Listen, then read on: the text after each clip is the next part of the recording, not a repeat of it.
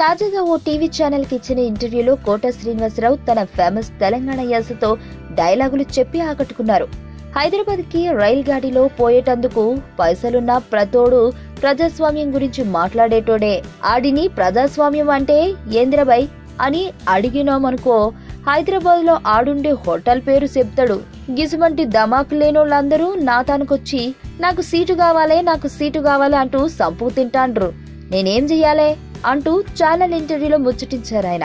తనని మండలాధీశుడు సినిమా టైంలో Bezawada railway station లో ఎన్టీఆర్ ఫ్యాన్స్, టీడీపీ కార్యకర్తలు అందరూ కింద పడేసి కొట్టారు అని, ఆ తర్వాత కాలంలో ఎన్టీఆర్ తనని క్షమించారని చెప్పుకొచ్చారు కోట. ఇప్పటికీ చాలా మంది ఎన్టీఆర్ ఫ్యాన్స్ కి తాను అంటే గిట్టదు అన్నారు ఆయన.